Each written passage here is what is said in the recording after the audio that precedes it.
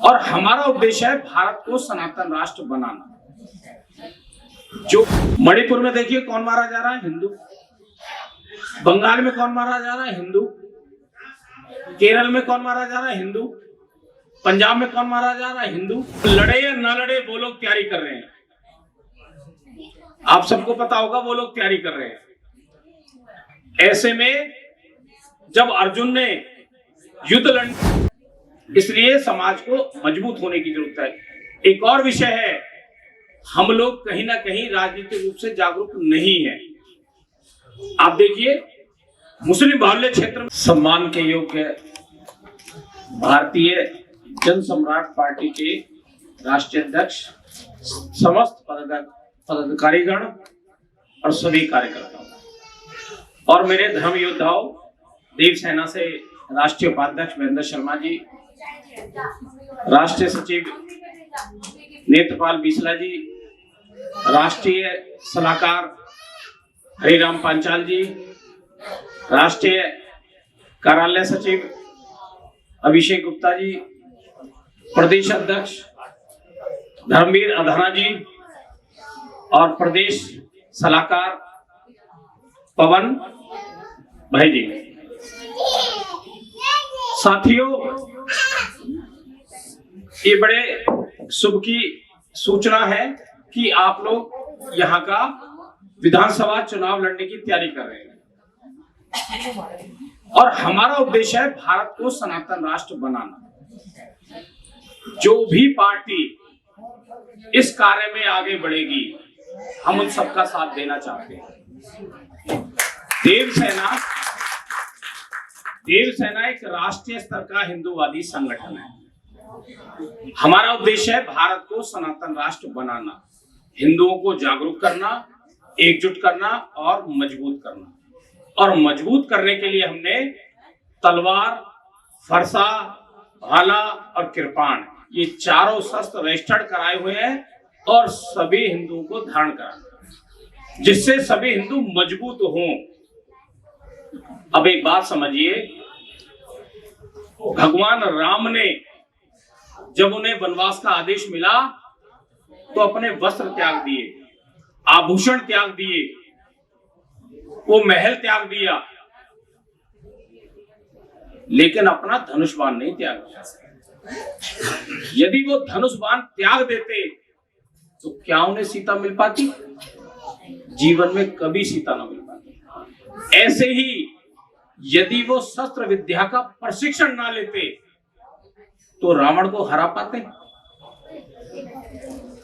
इसी तरह से यदि पांडवों को शस्त्र विद्या का प्रशिक्षण ना मिला होता तो कभी महाभारत ना जीत पाते।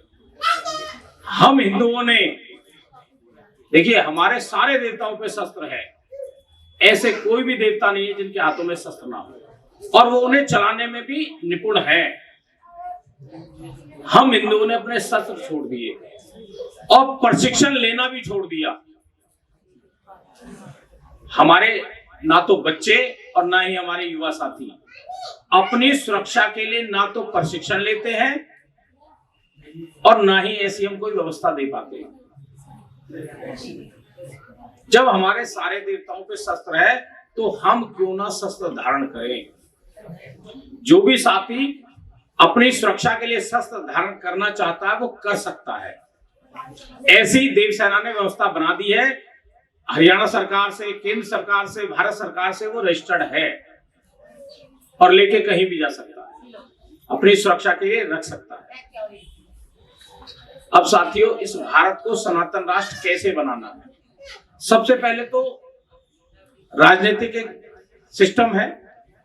जो लोग सत्ता में जाएंगे, सनातनी सोच के लोग, वो इस भारत को सनातन राष्ट्र घोषित कर सकते हैं। और दूसरा भाई, हमारा भी कर्तव्य है, हम यदि 3 कार्य करें तो हम इस भारत को सनातन राष्ट्र बना सकते हैं। सबसे पहला कार्य है, हम नियमित अपने धर्म ग्रंथों का अध्ययन करें। आज का समय है धर्म युद्ध का। हम लड़े या ना लड़े वो लोग तैयारी कर रहे हैं। आप सबको पता होगा वो लोग तैयारी कर रहे हैं। ऐसे में जब अर्जुन ने युद्ध लड़ने से मना कर दिया तो भगवान कृष्ण ने उन्हें गीता का उपदेश दिया और गीता का उपदेश सुनने के बाद उनका मनोबल इतना बढ़ गया कि अपने से विशाल सेना पे जीत हासिल कर ली। मेरा सभी से अनुरोध है, प्रतिदिन गीता का एक अध्याय पढ़ें, एक पेज पढ़ें या एक श्लोक पढ़ें, लेकिन पढ़ें जरूर, तभी हमारा मनोबल बढ़ेगा। दूसरा कार्य है शस्त्र धारण करना। यदि आप अपने घर में निहत्ते हैं, कोई चोर आ जाए तो वो चोरी भी करेगा और हमला करके भी जाएगा, और यदि आपके हाथ में तलवार है तो परिस्थितियां बदल जाती है। चोर छुपेगा और जान बचा के भागेगा। तो शस्त्र धारण करने से भी हमारा मनोबल बढ़ता है। ऐसे ही जब आप अकेले होते हैं तो आपका मनोबल कम होता है, आपके साथ 5-7 मित्र होते हैं तो आपका मनोबल बढ़ जाता है, और जब आप हजारों की संख्या में एकजुट हो जाते हैं तो कोई भी बड़े से बड़ा काम आसानी से कर सकते हैं। जो व्यक्ति गीता पढ़ते हैं, मित्रों को जोड़ते हैं और शस्त्र धारण करते हैं, उनका मनोबल बढ़ जाता है, और जिन लोगों का मनोबल बढ़ जाता है वो मजबूत हो जाते हैं। और इस देश में कमजोर की कोई नहीं सुनता, मजबूत की सब सुनते हैं। सभी पार्टियां भी सुनेंगी, देश की सरकार भी सुनेगी। इसलिए हमें केवल मजबूत बनना है। मजबूत हो जाएंगे तो हम इस परिस्थिति को बदल सकेंगे। और मित्रों, आपने ये सुना होगा कि झगड़े हमेशा कमजोर व्यक्ति के साथ होते हैं, मजबूत व्यक्ति के साथ कभी झगड़ा नहीं होता। जब हिंदू समाज मजबूत हो जाएगा, ना तो हिंदू की हत्याएं होंगी, ना हिंदू पलायन करेंगे, और ना ये लव जिहाद होगा। और यदि गलती से कहीं हो भी जाए तो आप एक आवाज लगाएंगे अपने मित्रों को, और वो हजारों की संख्या में तलवार लेके आगे, तो अगली बार कोई करेगा क्या? झगड़ा करने की हिम्मत करेगा? कोई जिहादी नहीं करेगा। इसलिए समाज को मजबूत होने की जरूरत है। एक और विषय है, हम लोग कहीं ना कहीं राजनीतिक रूप से जागरूक नहीं है।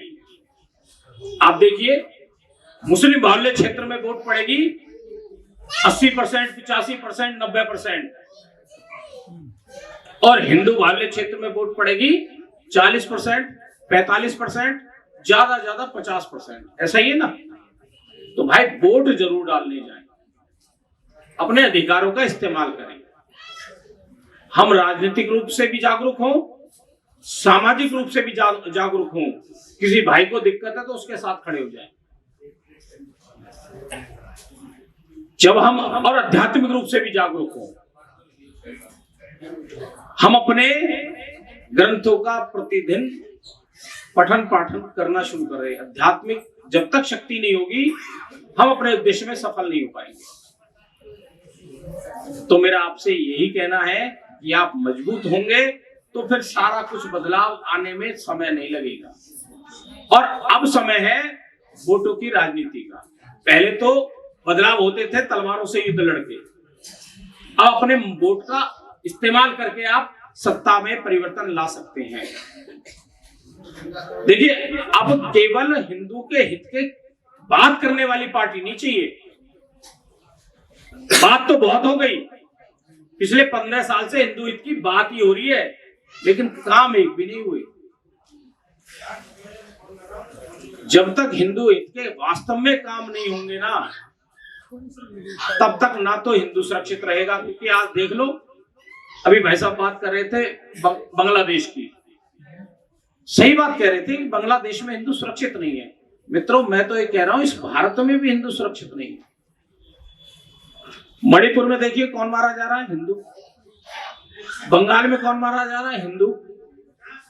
केरल में कौन मारा जा रहा है? हिंदू। पंजाब में कौन मारा जा रहा है? हिंदू। कश्मीर से 1990 में मार के हम लोगों को भगा दिया, किन्होंने? आतंकवादियों ने। उस समय देश की सेना भी थी, सरकार भी थी, पुलिस भी थी, मानव अधिकार आयोग भी था, सुप्रीम कोर्ट भी थी, मीडिया भी थी। क्या उन्हें न्याय मिल पाया? आज तक उन्हें न्याय नहीं मिला। वो कश्मीर में दोबारा जाके बसाए नहीं गए। उनके साथ जो जातीय हुई, उन पे ना तो सुप्रीम कोर्ट ने संज्ञान लिया, ना देश की सरकार ने लिया। इसलिए हम सब लोगों को अपने कर्तव्य का पालन करना पड़ेगा। और एक बहुत कड़वी बात कहने जा रहा हूं, यदि हम सब लोग एकजुट नहीं हुए तो हम हिंदुओं की आखिरी पीढ़ी होंगे। और ये हमारा कर्तव्य बनता है, जैसे हमारे पूर्वजों ने मुगलों के समय में अपने धर्म का पालन करते हुए सनातन धर्म में बने रहे, अंग्रेजों के टाइम में भी अपने धर्म में बने रहे, संघर्ष किया, हत्याएं भी हुई, लेकिन उन्होंने अपना धर्म नहीं बदला। अब ये समय आ चुका है, हम अपने कर्तव्य का पालन करें और अगली पीढ़ी को सुरक्षित करके जाएं। वरना अगली पीढ़ी संघर्ष करने में सक्षम नहीं है। वो आखिरी पीढ़ी नहीं है, हम है आखिरी पीढ़ी।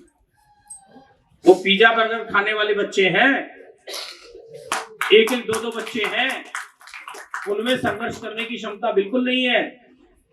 या तो उनका धर्मांतरण हो जाएगा या गर्दन काट दी जाएगी। बांग्लादेश में वही हो रहा है, वह हिंदू नाम मात्र के लिए बचा है। पाकिस्तान में वही हो रहा है, भारत के हिस्से थे, बहुत दूर नहीं है, भारत में भी ये हो जाएगा यदि हम लोग जागरूक नहीं हुए, एकजुट नहीं हुए, मजबूत नहीं हुए। इसलिए हमें सभी तरह से मजबूत होना है, जागरूक होना है, राजनीतिक रूप से भी, धार्मिक रूप से भी, सामाजिक रूप से भी। तभी हम इस भारत को सनातन राष्ट्र बना पाएंगे और तभी अगली पीढ़ी सुरक्षित रहेगी, यदि हम मजबूत रहेंगे। मित्रों, कहने को तो बहुत सारी बातें हैं। अब देखिए, कई बार बड़ी विडंबना होती है। ये कहा जाता है हिंदू मुस्लिम सभी एक समान है, एक धर्म है। भाई जी, आप सबसे पहले एक बात समझ लें, इस दुनिया में केवल एक ही धर्म है, दूसरा कोई धर्म ही नहीं है, और वो है सनातन धर्म। बौद्ध, जैन, सिख ये सनातन के ही पंथ है। और इस्लाम तो पंथ भी नहीं है, वो है मजहब। ये हम बेवकूफ है, गलती से अनजाने में, जो हमारे दिमाग में ठोक ठोक के भरा गया, चारों धर्म एक समान है, हम धर्म की संज्ञा दे देते हैं उन्हें। वो मजहब है। ऐसे ईसाइयों का कोई धर्म नहीं है, वो है रिलीजन। हम बड़े सौभाग्यशाली हैं जो दुनिया के एकमात्र धर्म में पैदा हुए हैं। अब हमारा फर्ज बनता है हम अपने धर्म का प्रचार करें, प्रसार करें और अपना पुरुषार्थ करके इस भारत में पुनः धर्म की स्थापना करें। भगवान राम ने जब द्वापर युग में जन्म लिया तो उन्होंने रावण का वध करके इस धरा पर सनातन धर्म की पुनः स्थापना करी। ऐसे ही भगवान कृष्ण ने द्वापर में जन्म लेकर विधर्मियों का सफाया करके इस भारत में सनातन धर्म की पुनः स्थापना करी। और जब किन्हीं कारणों से ये भारत खंडित हो गया तो चाणक्य जैसे महापुरुष ने इस भारत को अखंड राष्ट्र बनाने का काम किया। और जब किन्हीं हमारी गलतियों के कारण ये देश गुलाम हो गया तो सुभाष चंद्र बोस जैसे महापुरुष ने, क्रांतिकारी ने इस भारत को आजादी दिलवाने में योगदान दिया। अब हमारा फर्ज है कि हम अपना पुरुषार्थ करके इस भारत को सनातन राष्ट्र बनाएं।